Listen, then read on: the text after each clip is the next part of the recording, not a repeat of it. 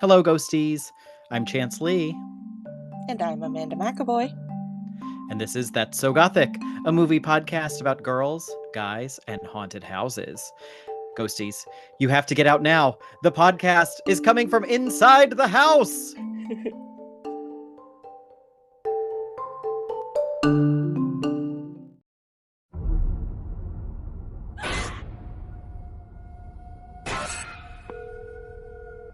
Hello? Is anyone there?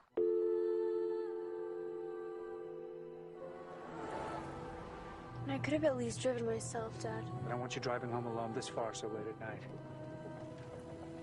Wow. You must be Jill. We were so thrilled to find a babysitter at the last minute. Come on, I'll show you around. Your house is amazing. Thank you. Anything else? Where are the children? First bedroom at the top of the landing. Just make yourself at home.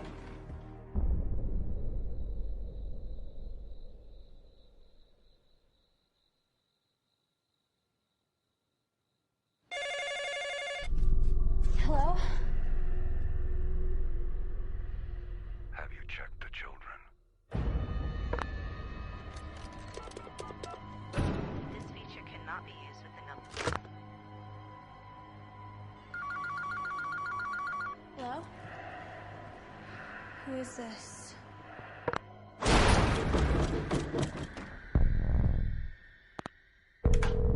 Hello? Bobby? Jill, is that you? Have you been calling me? Can I speak with the police? Has he threatened you? He just keeps on calling. You're safe inside that house. Why are you doing this? What do you want? Stop calling me, you Jill, it's sick... the police. We traced the call. It's coming from inside the house. You hear me? It's coming from inside the house.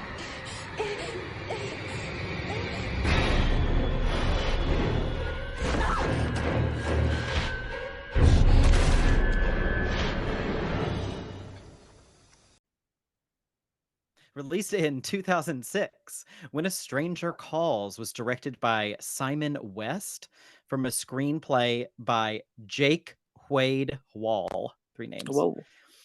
It stars Camilla Belle as Jill, a high school age babysitter. Katie Cassidy as Tiffany, her frenemy, who's in, I think, 2 scenes, 1.5 scenes. Yep. And Tessa Thompson as Scarlett, her friend with 1 scene. Mhm. And like almost nobody else. Yeah. Yeah. Everyone else is like on the phone or very much in passing. Although her dad, I love her dad in this. He's what's his face from the Marvel movies? The agent. Yes, I had to look him up because I don't even watch Marvel movies. And I Yeah. was like, I recognize this guy. Yeah. He is Agent Coulson in the Right. Marvel That's right. Cinematic Universe, and his name is Clark Gregg. Yes. He's very charming. He is. I wanted more of him. Yeah. He plays a good dad. He does. He's sweet. And the DVD on the back of it puts the actor who played Roy on The Office, puts him on the back cover, even though he doesn't appear No. until an hour and 18 minutes into this movie. Yeah. And it's so brief. Yes. He just like walks through a door frame. But I guess Yes. he's the voice on the phone for a lot of it because, Oh, that's spoiler true. alert, he's the officer, right? He's the cop. He's the Yeah. cop she calls. Yeah. And I kept expecting him to be the killer because I saw him Yeah. on the box and thought he must be the killer because he hasn't Scott. showed up yet. He's And top then billed. Yeah. it's just the cop. This is the story of a babysitter being harassed by a stalker. And it's a remake of a 1976 film starring Carol Kane.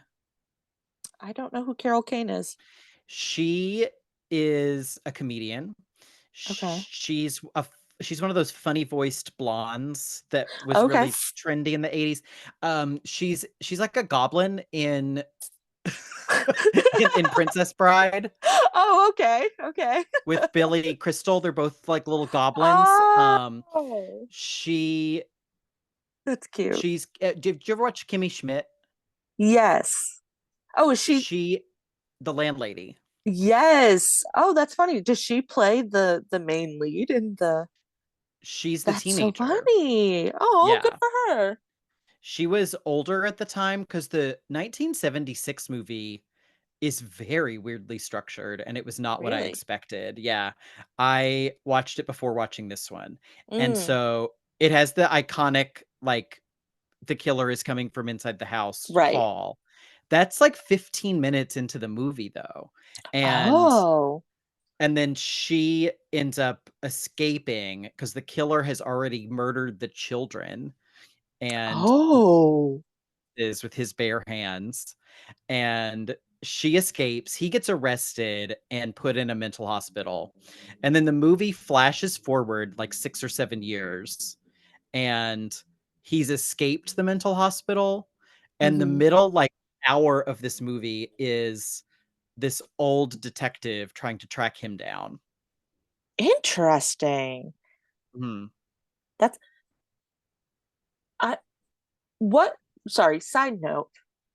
Did the original When a Stranger Calls, did that come out before or after Black Christmas? And it was after Black Christmas. Oh, interesting, interesting. Mhm.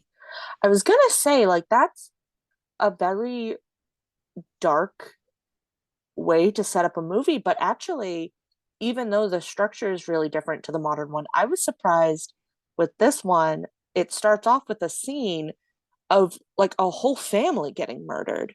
You Yeah. don't see it, but like you get this really awful shot of the detective. It's funny. I guess it kind of like mimics it maybe a little bit, like it's trying to Mhm. pay homage to that because this first scene shows this detective stumbling upon this assumedly very gruesome scene, and he like steps out of the house and is like, ugh. um so it's I wouldn't have known that if you hadn't just explained the older movie. So that's interesting. Very dark. Yeah, I was really surprised. The remake takes that 15 minutes and expands it into the whole Yeah. movie, which I think both movies have their pros and cons. I'll say I Hmm. really liked this movie. What did you Hmm. think about it? I liked it. I don't, I mean, is it like the best movie ever? Obviously, no. But I enjoyed it. I had only seen this once before, and I'm pretty sure I saw it in theaters, like, or at least around the time it came out of theaters. So this was probably one of my first movies I ever watched that was like a slasher movie. Okay. So I mean, I liked it, and it was very nostalgic for me. It felt very, when did this movie come out? 2006. It felt very 2006 to me, and I loved it. There's a moment where she puts her flip phone in her back pocket, but she puts it so that it's like the flip phone is like pinching her pocket. Do you get what I mean? Like it's Oh, I like, didn't notice that. Yes. oh, I was like, oh my God, taking me back. I loved it. So I Did you loved the used to do nostalgia. that? Of course I did. Yeah. I never knew people There's did that. there's so many things about this movie that brought me back. I I think I mentioned to you before, but this movie was like a cultural revolution for young girls. And Okay. I don't think I told you why, but it's because of Camilla Belle's eyebrows. Her Oh. eyebrows were everything. Like, I don't know if you were like on the eyebrow pulse at the time, but like No, my fingers were not on the eyebrow of the nation. it was huge. Like, my mother brought it up to me. She was like, "Have you seen that actress's eyebrows?" Like, it was a huge deal. So this movie really, and it was funny because I was like, was this just something I experienced at the time? But I looked it up. I Googled Camilla Belle's eyebrows, and there's an article. It came out 2 years after this movie, but there's an article from Page Six, and the title is Joe Jonas dates world's only set of superior eyebrows. Like, people Wow. were obsessed with this girl's eyebrows. So Wow. I will forever remember this movie because of that, and because of the opening scene, or not the opening scene, but I think the first time you see Camilla Belle and she's running around this track that's like lifted above her gymnasium. I thought that was wild. Yep. So those two things That was really cool. are forever ingrained in my brain. And the house is great, which I'm sure we'll get to, but also another thing ingrained in my brain. Wow, that's amazing. Yeah. So very long answer to a simple question. I liked it. And there are things about this movie that I remember far more than movies that I probably liked more. So that That's says so something. funny. Yeah. The most 2006 part of it for me is that she gets grounded because she's gone over by 800 minutes on her cell phone plan. Yeah. Yeah. I love that. And the dad goes, "Do you know how much that costs us?" And I was like, "No, tell me." Like, I really wanted to know. Like, Right? is it a quarter a minute? Is it, how Yeah. much was it per minute? I can't quite remember, even though it really wasn't that long ago. I never, I don't know that I ever went over my minutes because I never spoke on the phone. Um, I will say I didn't have my first cell phone until I was a bit older. Um, like at least in my like senior year of high school, I think. Um, Mhm. but yeah, no, I don't know. But I do remember it being like a big deal. Like, oh, you can only call me after like 10 p.m. because that's when my minutes are free. Yep. Free nights and weekends. Yeah. My phone plan was free incoming calls. And so Interesting. you'd call someone and they'd pick up and you go, "Call me back," and then hang up. They would call Oh my back. God. Yeah. Because you get like 30 minutes free. That was Yeah. it. But so it was enough to just say, "Call me back real quick," and then someone would call Wow. back. Because I Oh, that's so wasn't funny. texting, because texting was definitely a quarter a text at the time. Yeah. Right. Right. Yeah. And I would get so pissed when someone would text me like, "Happy Easter." I'd be like, I had to pay a fucking quarter to read that. Like, I'm so mad right now. I'd be so pissed. Send me. And you didn't even have Venmo at the time. So you couldn't be like, Venmo me a quarter for that. Or then No. you'd be like, Venmo 50 cents for both of these texts. Yes, yes.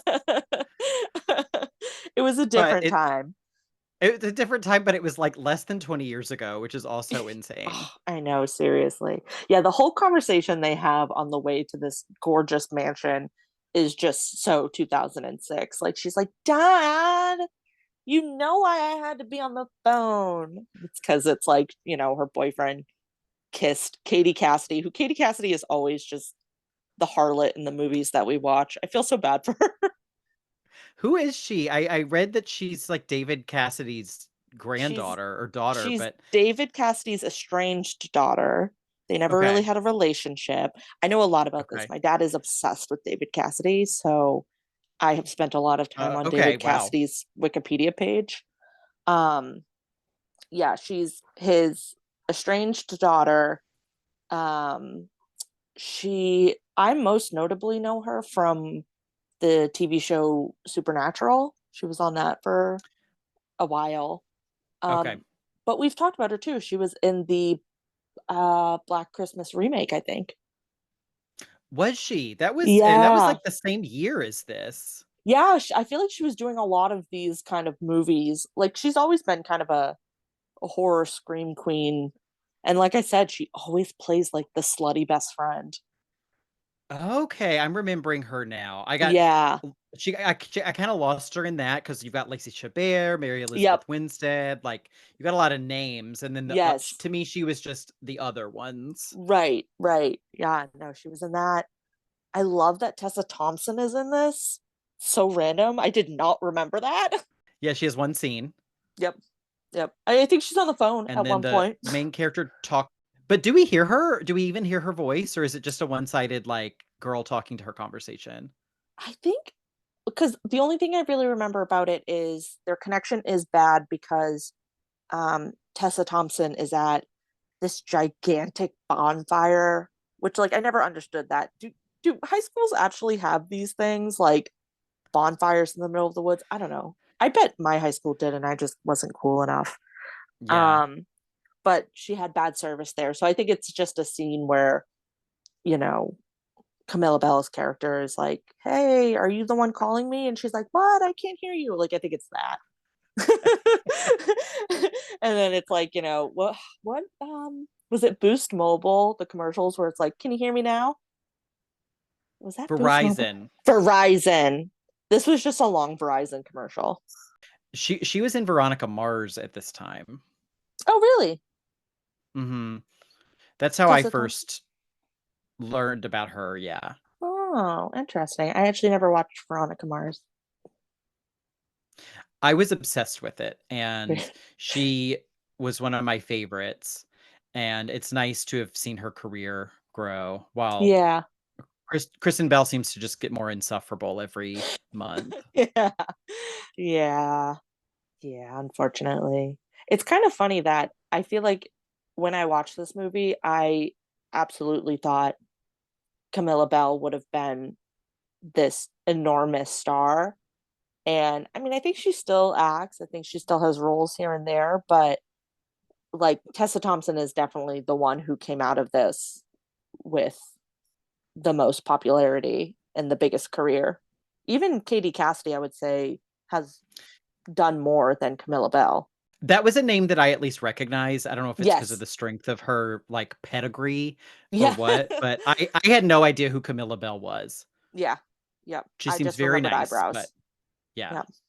Eyebrows, she did a Joe Jonas, and Taylor Swift wrote a song with her about her. Like a mean song about her? Yeah, a really mean song, actually. Wow. Yeah. Yeah. So, anyways, I won't get into Taylor Swift lore, but We might get You more think- listeners if we do. that's true. You think that if, you had a Taylor Swift song be about you, you would become, I mean, look at Kim Kardashian. So we also have the director of this movie, Simon West, Mm-hmm. has he has an unexpected connection to The Haunting, because The Haunting's director directed the second Tomb Raider movie, and Yes. Simon West directed the first Tomb Raider movie. Oh, which I like the first Tomb Raider movie. I like that one. That one's Yeah. fun. And he also directed Con Air with Nicolas Cage. Okay, I haven't watched that. That one's fun. It's like criminals on a plane. Right. And he also directed the music video for Never Gonna Give You Up by Rick Astley. Wow, what a distinguished career. Yeah. Wow. I hope he must be like retired. I hope, do you know if he's still alive? He's still alive. He has Okay. 2 movies in development. Oh, wow. I was gonna say, enjoy your retirement, good sir. You've earned it. He's releasing a movie this year called Old Guy, and it has Christoph Waltz and Lucy Liu. Oh, wow, that sounds lovely. Yeah. We'll go see it. So stay tuned for that. Yeah. Yeah. Is Never Gonna Give You Up the Rickroll song? I think so, yeah. Wow. He's directed like what's probably the most seen music video, of like all time. Probably. Honestly, People you're haven't right. watched the whole thing, but they've seen it. Yeah. Yeah. He's the center of a cultural phenomenon. Right. When a Stranger Calls 2006, Camilla Belle's eyebrows and Yes. that. He knows how to make a movement.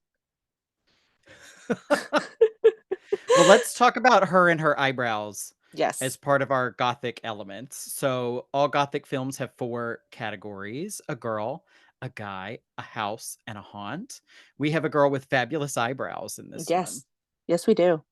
Yeah, I mean, she's a pretty great girl. I would say she's, watching this movie, you have to remember that she's portraying a teenage girl who is a babysitter. Like, does she always make the most rational decisions? No.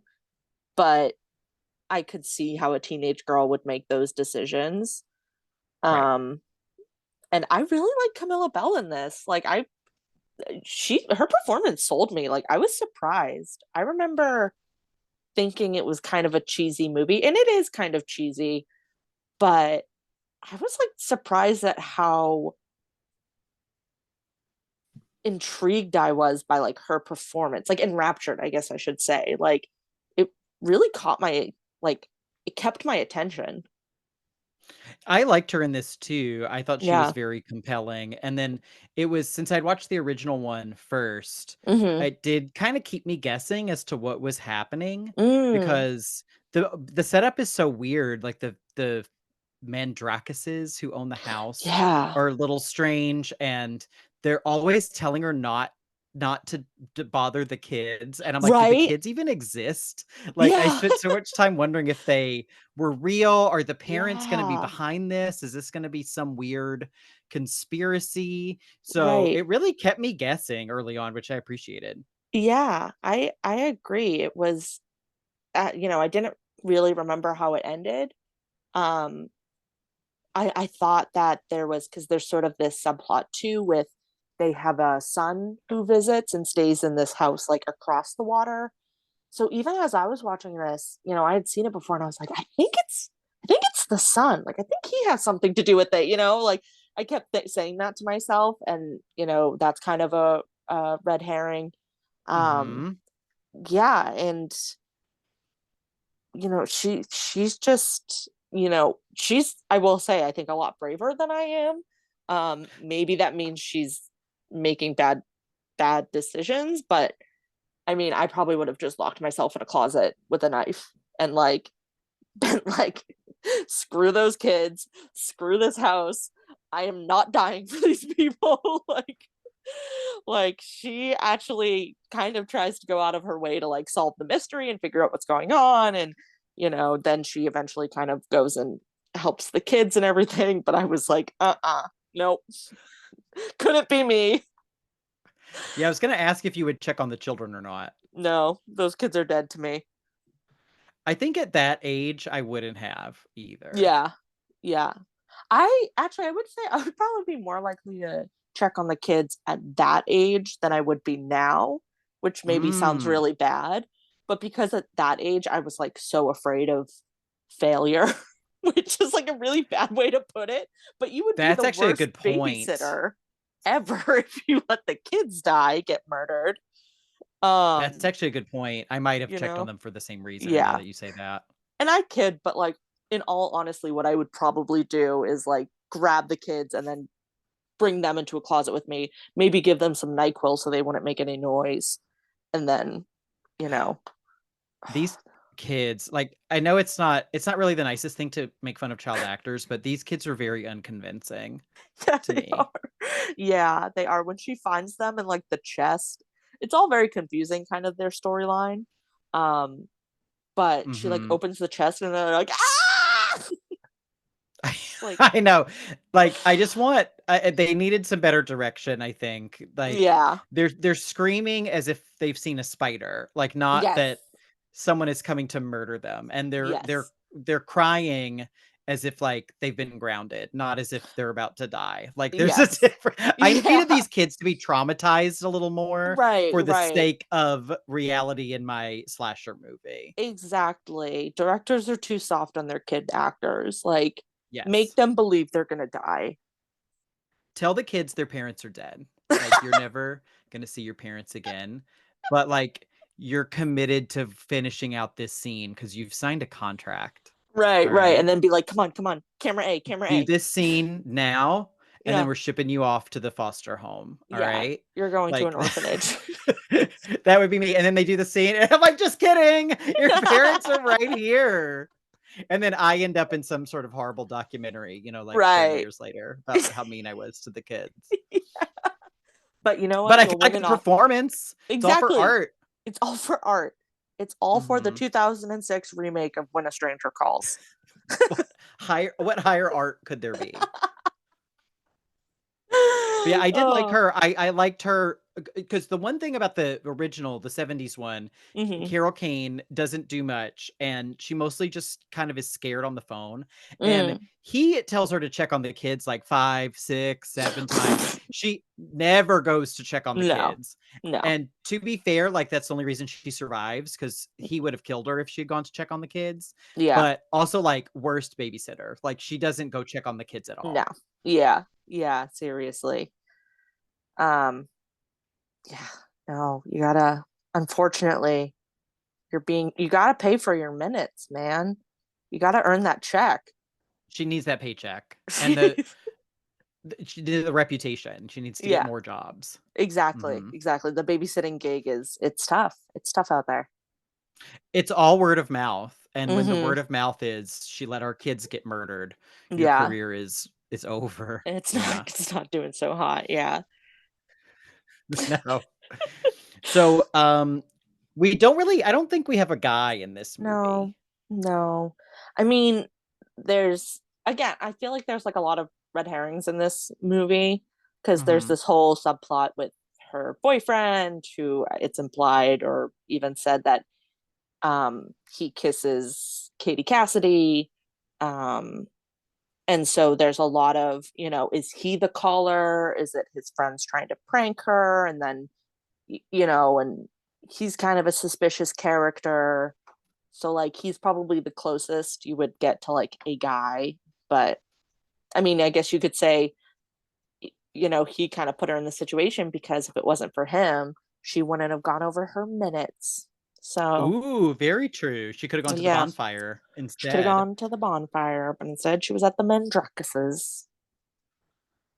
Which is a beautiful house, though. Oh my God. It's gorgeous. It's so Go off on beautiful. the house. It's so beautiful. I'm not even like, this is my perfect type of house because I don't like modern houses, but I like modern amenities and I like a lot of glass. And there's so much glass in Mm. this house, and it's right on a lake. I mean, it's literally like Mhm. stilted onto the lake. It has this beautiful, what do you call that? Like an atrium in the middle. It's like a Is rainforest that where the habitat. koi pond? Yeah, there's Yeah. the koi pond, and every once in a while, it gets misted, like the produce section at the grocery Yeah. store. Yeah. Yep. And that leads to a really cool scene where she uses that to like, basically disorient the killer. It has these Mhm. beautiful like wooden bridges, which at one point she's hiding underneath in the water. I love that. Um, there's tons of like the kitchen you see briefly, it's beautiful. You even see the parents' bedroom. It has all of these automatic lights. They have this gigantic closet. I mean, it's just such a stunning house. It's kind of funny though because I feel like by the time I think they might mention that is this the house they live in full time? I don't remember. Maybe they mention it's not. But the kids' room is kind of laughably small compared to the rest of the house, and they share it, which I thought was very funny. And then like That's true. because That's true. and then like the son who isn't the mother's son, I think. And that's another thing why it was like sort of this like fake out because like it's implied that maybe there's some tension because the older son who basically lives in this house that's bigger than like my parents' house over on the Mhm. other side of the lake is just for this son who comes and visits when he feels like it. Yeah, no, it's absolutely gorgeous. It's I don't even have words. I tried to build it on Sims, but honestly, it's like, have you ever heard that joke about how like people can't draw Zendaya because her beauty is like too hard to put into drawing? That's how I felt No. about this house. I couldn't I couldn't build this house on Sims because it was just too beautiful. It was too beautiful. And I know that you had actually found a gallery. Someone had built this house, but even that I felt like didn't do it justice. It's just so pretty. It's so nice. I love it. There are so many Sims builds of this house. I was Really? shocked Googling this house when you Google Mandrake's house Yeah. on my Google anyway, it's like Uh-huh. all Sims builds. Wow. That kind of doesn't surprise me. I feel like it's sort of I'm a big gamer, I will say. I'm a big Sims gamer. No, but I feel like it's kind of a almost a competition in the Sims sometimes to build the most obscure house. Um and God, Okay. I wouldn't even say this is because again, if I actually had to say there's three things I remember from this movie, it's the lifted racetrack, it's Camilla Belle's eyebrows, and it's this house. Like The vibes of this movie are unmatched. This house is so cool. You suggested we do this movie purely because of the house, and the house Yeah. does live up to it, I think. Mhm. I was really bummed to find that it's not even a real house. Yeah. They just constructed a shell Mhm. in California's Franklin Canyon Park. Ooh. And so this park served as the backdrop for a lot of different things I was looking up. It Mhm. was the pond of In Golden Pond, the like Henry Fonda Oh. what's her name movie with the voice. Oh. Katharine Hepburn. Yeah. That's just like my Katharine Hepburn impersonation. That was real. Um, and they filmed the opening credits to the Andy Griffith show there. Oh, stop it, really? Oh. And did you ever watch the Nickelodeon show Salute Your Shorts? No, never even heard of that. Okay, that was an older 90s Nickelodeon show where the kids go to summer camp, Oh, and some of the outdoor scenes were filmed there as well. interesting. And so this movie is also, it's supposed to take place in Colorado. Okay. Yeah, and I will say, like, I think if you go out to Colorado, you could probably find a house that looks like this. This house felt very, at least like from my experience visiting Colorado, like this is a popular style. Like Yeah, I could see it modern but existing. earthy. Yeah. Yeah. They talk about in the director's commentary how they wanted this modern house with the glass and everything, but they had to still keep it kind of creepy. So that's why they chose all the dark woods on the Yeah. interior to keep it darker inside. Right. And it's like this house is never lit.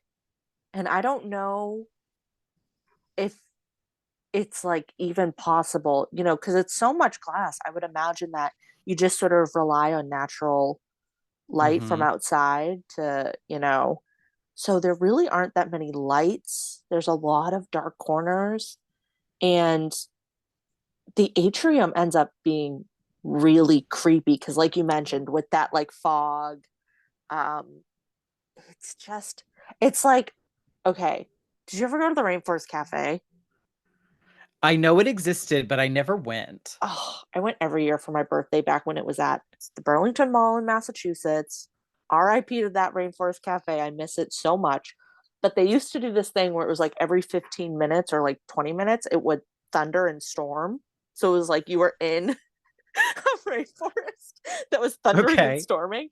That's the vibe I got from when it would like get really misty and spooky. Like it felt like a thunderstorm in the middle of the house. They also had like a cougar up in a tree, or like a panther, I guess, and it would like follow you like with its eyes. And they had a big elephant in the back, and it would go like every, I don't know, 5 minutes. It was wild. I miss it so much. Is this place like Chuck E. Cheese for adults? Well, it's still advertised for kids, and there's no like rides or Oh, anything. Yeah. okay. It's just ambiance. It's just rainforest ambiance. I miss the I love Rainforest that. Cafe. Yeah, I know there's still some out there. I think there might be one in Trump Tower actually, which is unfortunate. I Oh, know. I think that might be yeah. the closest. I know the one in Galveston has a like a roller coaster outside of it. Yeah. What? It's like the only one that does though. Like none of them commit that hard. Um yeah, but the atrium in this movie really gave me Rainforest Cafe vibes, and it made me want to live in the house even more because it was even more nostalgic. I really liked it. I would totally want to live here as well. Yeah, yeah. But it's probably hard to keep up with, and that's why we haven't even mentioned her, the poor housemaid. What is her name? Marta? Rosa. Rosa. Oh my Rosa. Rosa. Oh, I feel so bad for her because she's dead, right? She finds her dead, doesn't she? Yeah, I forget where she finds her, but she does. Yeah. Oh, I think she's like submerged under the That's water. right. She like bobs up while she's hiding Mm-hmm. because she finds, also Katie Cassidy dies. And she finds her in, I Yep. think, a bathtub or a shower. The shower's like running. Yeah. and she's behind the bathroom door, like Yeah. Yeah, but yeah, the poor Rosa, she's dead, but she's so sweet. Like there's a moment where she's like kind of a jump scare. It's like, she's like, what the heck is that noise? Who's out there? And she like turns a corner and there's just like Rosa feeding some birds in the atrium. It's she yes. dies. She's dead. I feel so bad for her. I wonder why they didn't just hire someone who would also watch the children. I know, right? Yeah, why can't Rosa watch the kids? I mean, Rosa has a very narrowly defined job description, and she will not. she She feeds will birds not in the step atrium, outside of that. and that is it. Yes. That is all she does. Rosa is not qualified to do anything else. Right. I mean, obviously they don't care about like, I know babysitters can take like classes at like the Red Cross and stuff like that, but there's no way she's like specially qualified. She's not, she's a high school student. Right. Yeah, I don't know. Oh, Rosa. Poor Rosa. I feel so bad for her. Yeah, she feeds those yellow birds, which are everywhere. Yeah. And in the director's commentary, they said it was really annoying to work with the birds. But some of the birds are in the background are just like fake birds on strings that they would swing back and forth. Oh, poor birds. I So did I loved that. Yeah. pretty much every time I start watching a movie, I always check, does the dog die? Just to like make sure. I hate it when animals die. And the only thing they have in this movie is apparently there's a quick cut to the atrium door. Apparently it like gets left open at some point so the birds get out. And the cat who keeps jump scaring her, keeps jumping out of random parts. There's a part where a cat is like chewing up a bird. Yes. Yeah. This is pretty brutal. I want to know how they did that. They probably just like put a ton of catnip on a toy bird. Yeah, they also on the commentary they talk about how much they hated working with the cat as well. They said it was a very mean cat. It looked mean. It looked like a bitch. They said it would hiss at everybody. Yep. And then they had to keep the cat away from the real birds, like during filming. Yeah. I love that. That makes me love the cat even more. I was a terror on the set. And then last but not least, we have our haunt. We have our practically anonymous serial killer. Yeah. Does he even get named? I don't know if he does. If he does, it's not memorable. No, I don't think he gets a name. Yeah. And does he have like a killer name, like the family Phantom Caller or something? Yeah, I don't know. I don't know. Oh my god. Yeah, I mean, I kind of liked how it ended up just being a random guy. Like at first, like when I first finished this movie, my first thought was like, oh, that's it, because it kind of ends a little abruptly too. I mean, she doesn't technically like defeat him, like a normal gothic girl. It's really she just defends herself until the police show up. Right. But yeah, I kind of enjoyed that it was just this random guy who's very creepy. He's a creepy dude. He's creepy, but he's also in Charlie's Angels Full Throttle, which kind of took me out of it when they showed him. Who's he in that? I love that movie. He's one of Justin Theroux's Irish henchmen. Oh my god. I feel like that makes so much sense. When you watch Full Throttle again, you'll recognize him because the scar that he has on his cheek is real. Oh. That wasn't like makeup or anything. And so he has that in Charlie's Angels. He's the one, I think, that when Bernie Mac shows up pretending to be quote unquote Black Irish, he's like, he's like, your name's Patty O'Malley. He's like, you ain't never heard of no back rib, shamrock shake. Oh my god, that's right. Oh, but this poor actor, he must get typecast as the bad guy because he's got a big old scar. The Right? scarf does it, yeah. Yeah, yeah. But yeah, he doesn't. I mean, he's got a creepy enough voice to be a creepy caller. So Uh, it's actually a different voice though. wow. Yeah, the voice is Lance Henriksen, who is an actor. Okay. Great. He does sci-fi stuff. I think he's in an Alien, like Sigourney Weaver Alien movie. He's Okay. one of the cyborgs in one of Oh, okay. those, Yeah. maybe Aliens. Mm. And um yeah. Wow. He's got a creepy voice. Yeah. Yeah, Yeah, I he's was surprised very to find they had a different face and voice, but I guess I think even though you don't see him, I think the guy Mhm. who's the face is the guy. Like even though it's a silhouette, I think it is him. Mm. And then in the commentary, they said in the original one of the original cuts, they never showed him. Interesting. So what did they it was just kind of like they like he was there, but they didn't show his face? They show him because you only see his face at the end when they like Yeah, when he drives by. And right. so I guess that scene of his face was Mm. in the movie, but like the car was going by at normal speed. Oh, interesting. So there's no way to Okay. really perceive it, but theoretically you could have like gotten it on DVD and paused it and seen his face. Right. Yeah, well, and you do I mean, I kind of like the idea of if they had done that because you kind of the only other time I can think of where it's like, oh, you see his face, but now I'm thinking back and you really don't get a clear image of it, is she does kind of see him through the glass of the uh what have I been calling it? Atrium.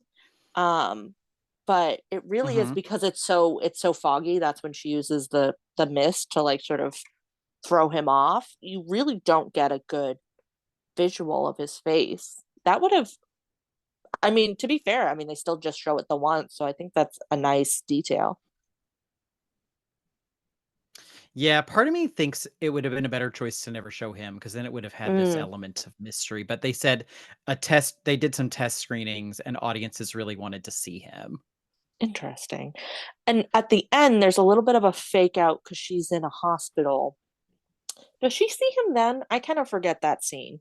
All I remember is that she's like in a hospital and it basically implies that she's traumatized for life because she gets really freaked out. She has a bad dream. Yeah, Yeah, I don't remember if you see him or not in that. right. I think it's just she gets a phone call or something on the hospital phone. Honestly, On you the know what this phone. movie is? This movie was literally just a PSA for kids to stop using their goddamn phones. You go Yep. over your minutes, you get sent to a Mhm. creepy house. Now you're getting creepy phone calls. All the calls you get are from a killer now. Yeah, exactly. This is a warning. Yeah. I agree. That's why this is one of many reasons why I never answer the phone. Exactly. It could be a serial Exactly. killer. Thank God for Apple making a little transcript of my.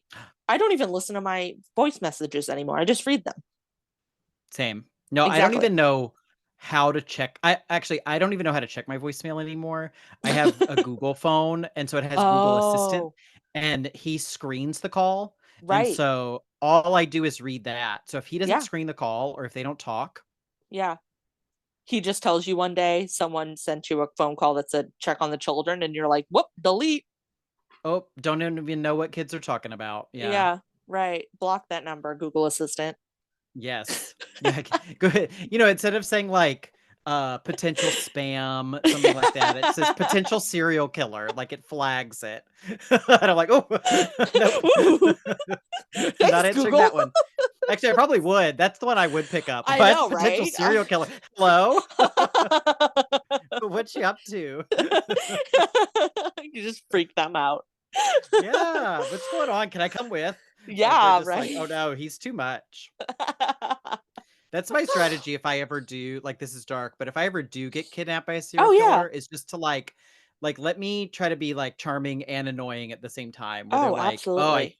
so fucking annoying. I really want to just kill him, but he's too funny." Yeah, that's why I keep so many like random topics in my back pocket because if I get kidnapped, guess what? You're going to hear about Mm. how Tesla fell in love with a pigeon, like for 20 minutes at least. Like, Oh. that's what you get for kidnapping me. Yeah. Yeah, Yeah, make them suffer. exactly. As we're trying to promote this podcast of us just talking. I know. Anybody who's gotten this far into it is like, yeah, we know. It's Yeah, painful. they're like, yeah, we would never kidnap you. You're safe. Yeah. Exactly. We do have a lot of bonus gothics in this one, I thought. Or by a lot, we have 2 and Mm-hmm. maybe a potential oh no, we have 3 and maybe a potential Ooh. 4th. So we do have a black cat. Yep. The cat's real name was Warlock, by the way. Whoa. There is a piano, even though she doesn't play it. Yeah. It's distracting because there's all the big windows. And so I thought 2-story tall curtains could be a bonus gothic. Ooh. Yeah. Honestly, agreed. That's a Like lot of fabric. the bigger the curtain, the more gothic it is. I agree. And then there's also a fireplace. Did we ever make fireplaces bonus gothic? Think so, but we should, especially like We very like should. roaring fireplaces, because this is a roaring. I mean, it literally like knocks her off her feet, I think. Yeah, it's like Chekhov's fireplace remote because she like learns how to use the fireplace, and Yeah. then at the climax, she uses it to set him on fire. Right, Which is very exactly. satisfying. Yeah. Yeah. Oh, romantic rival. Katie Cassidy That's is the romantic right. rival. That's right. Yeah, she is. And I do love her. Like one scene of her in the house, like she just kind of barges in and is just a total hussy. Like I don't use that word lightly, but she really is, and it's so lovely and wonderful. I love her so much. She is very fun in this. Yeah. So, with all that in mind, do you think this is a gothic movie? I would probably put this like in goth-ish personally. Like it's, missing certain aspects, but I feel like we kind of end this way a lot when it's like a slasher movie. It's hard, I feel like, for them to be fully gothic. Just something about their tone. But I would put it in gothish. I agree. I think the house is just so strong. Oh, The it's so house beautiful. alone and the vibes it has gothic vibes. Yeah. But yeah, it doesn't really like serial killer isn't really that gothic. Right. It's hard to make that feel gothic. It's too modern and Yeah. there's no strong guy either. Right. All of the guys are kind of just like wet paper towels. They are. I didn't even find the boyfriend that she spent 800 minutes talking to that charming or cute. Honestly, like, what are you talking about? Like it was 2006. Throw Chad Michael Murray in there, and then I'd be like, okay, now I get it. I understand. Yeah, seriously. Yeah. So yeah, gothish. Were there any memorable scenes you wanted to point out? I think I kind of went over a lot of the things that I obviously remember about this movie. I have one to point out, and it's one again. It's PG-13. I saw someone online refer to it as like a starter horror movie, and you said it was one of your first slasher movies you had seen. I think this movie is perfect for that. This is great for like a scary movie for somebody who doesn't want to be disturbed. Let's say. Yes, that's a good point. Like I thought it does such a good job with the tone. It's creepy, and there's all the people get killed off screen, so there's not a lot of on-screen violence, but there is the scene where she's trying to escape from him and she shuts the door, but her hair gets caught in the I forgot door. about that. Yeah. And he grabs her hair and she has to pull away. Ah! Oh, that was so good. Oh. And you hear it. Like the sound is pretty brutal. The sound is good, and he keeps it in his hand, like, when Yeah. after that, when he's chasing her, he keeps it. Doesn't the main villain in Charlie's Angels Full Throttle do that too? As you're saying that, And he yeah, the like Crispin smells Glover it. character. Yeah, he always pulls Drew Barrymore's hair out and smells it. Yeah. Right. Something about guys and pulling hair during this time Yeah. period. They just are obsessed with it. Yeah. That's where he got the idea from. He's like, this really worked on Full Throttle. I'm gonna do it in this movie. Yeah, honestly. I don't even blame him. Good move. Good move. Well, that does it for our discussion of When a Stranger Calls, this goth-ish starter slasher from 2006. And now we're going to talk about what we've been watching and maybe make some recommendations. So what did you want to talk about in our off-topic chat, Amanda? Okay. I mean, I didn't watch a whole lot this week.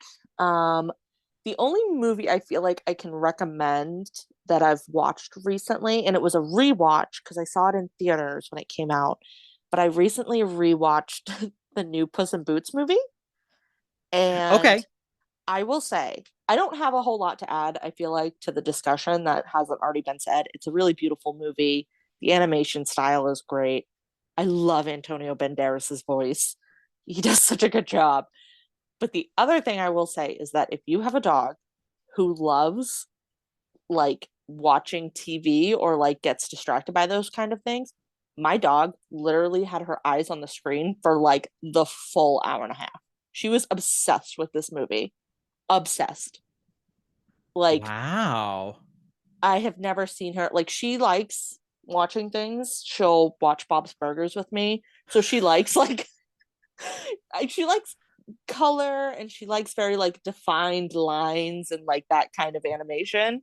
Me too.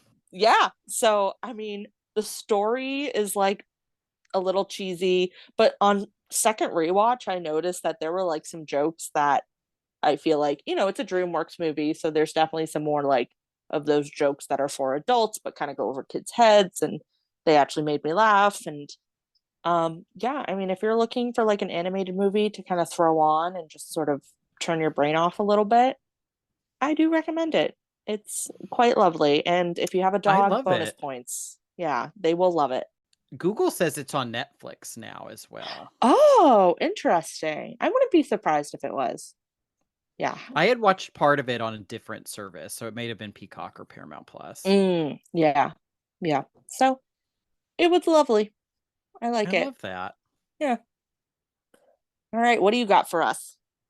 I also have a little bit of counter programming for us. I watched a documentary called 44 Pages, Ooh. and it's about a magazine that's 44 pages long. It's highlights. Oh, I loved highlights. Oh. I honestly don't think I ever read it. I never Really? had a subscription to it. And I liked, like, if I was in like a doctor's office, I would do the little seek and find. Yes. So I didn't have an emotional attachment to it, but I still loved this documentary. It was just a really cool behind the scenes look at them building the magazine and what goes into it. Wow. I'll definitely. How did you watch that? It's on Kanopy, the library app. Yay. Oh, that makes me so happy. I loved highlights. I had a subscription. I was obsessed with it. I mean, I'm pretty sure I only had a subscription. I probably only had it for like a year or something. I'm sure it was some deal my parents got. But then I would, read it in the dentist and the doctor's office. Oh, I loved it so much. I'll definitely have to check that out. Definitely check it out. It's also short. It's very short. Mm. It's very cute. And they talk about the history of the magazine, and then they talk about the work that goes into it, from designing the cover to choosing the letters in the Dear Highlights section. Yeah. And they talk to different people who have different editorial positions behind the scenes, and the editor Yeah. of the magazine. It's a really well-made documentary. It's very cute. Oh, very nice. I'll have to check that out. I feel like whenever you recommend a documentary to me, it's always like really messed up. So I fully expected, this to be like a 44-page manifesto of like, so that's lovely though. I'll definitely check that out. I did watch another documentary that I would. It's not quite messed up, but it was Mhm. terrible. Mm. Have you ever seen Room 237? Is that the Shining one? Yeah. Awful. It's so bad. It's I hogwash. I like they talk to these 5 morons who Yeah. seem to think that the smallest continuity error is a secret Yeah. clue to unlocking like the history of the universe. Right. I was so excited to watch that movie. I watched that a long time ago. And by a long time ago, I mean probably like 5 years ago. I don't know. When did it come out? It's pretty old now, right?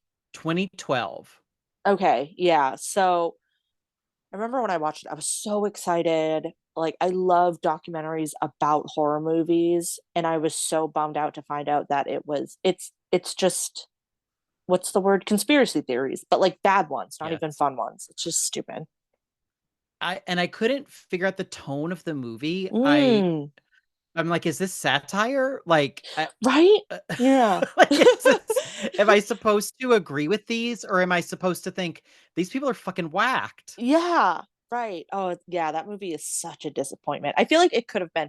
I mean, there are so many YouTube videos like dissecting The Shining, and they're so interesting. And I feel like this movie should have been.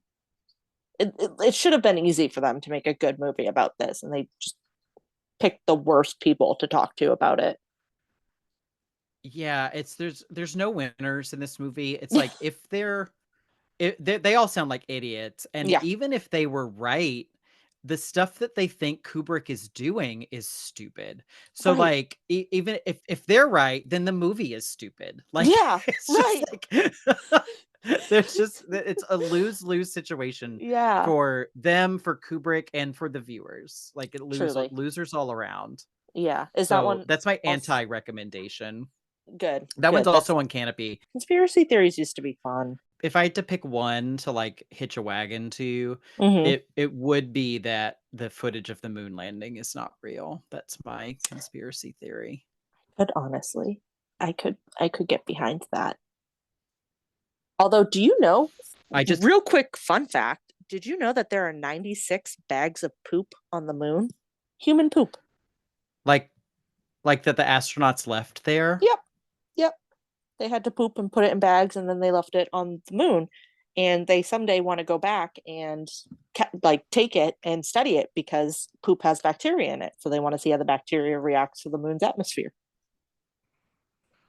Why haven't they done that? It's been like 60 years. Seriously. That's my biggest like, what the hell, guys? Like, why has no one else gone to the moon? Like no one else really has, right?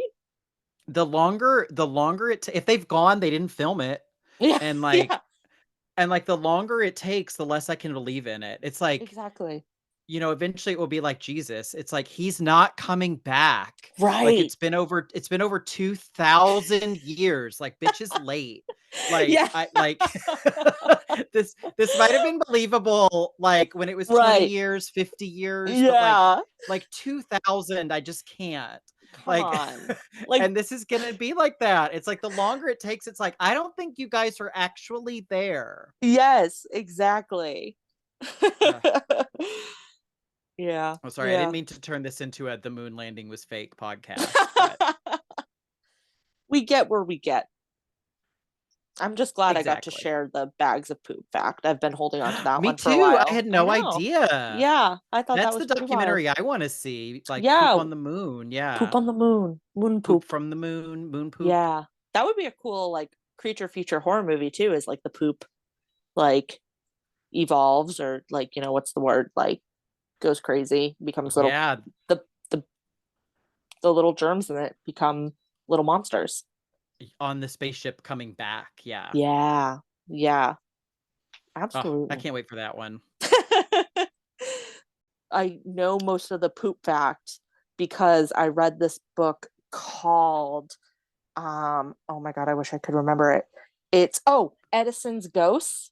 Each chapter is dedicated to like a genius or like a very like smart person like from the past, and sort of how even though they're like regarded as this like super smart person, they had like either huge mistakes or like weird intricacies. So one of the last chapters is about NASA and how they just like keep fucking up all the time. So there's like, she talks about the poop.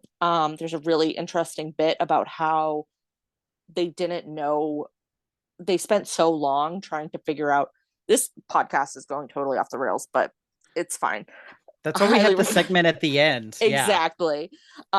This really interesting part about how when they first started sending men up into space, because obviously they weren't sending women up first, they didn't know what to do with the men's urine because they would pee and then it would like get trapped in between the layers of their spacesuit and stuff.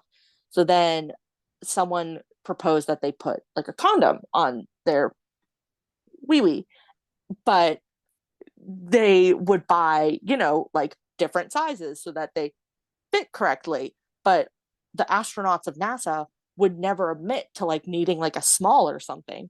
So they had to start labeling them like large, extra large, extra large. And they still like wouldn't fit properly. And it wasn't until women started going out into space where someone had the bright fucking idea to be like, why don't we just put them in adult diapers? Like literally. Okay. Yeah. Yeah. So anyways, very fascinating book. Highly recommend. Learn about space poop. Learn about a whole bunch of other geniuses and their weird intricacies. Do recommend.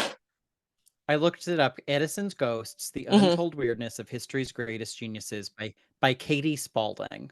Yes. Yeah. Very good.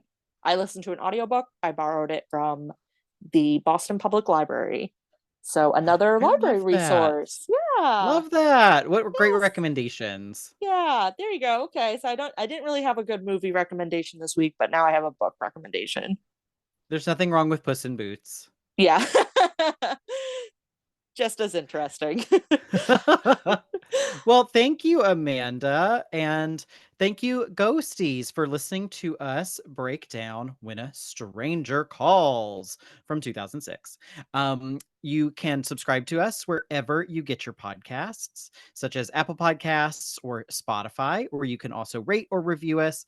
And please share us with a friend who likes movies or audiobooks or moon poop. And until next time, stay ghosty. Bye-bye. Bye.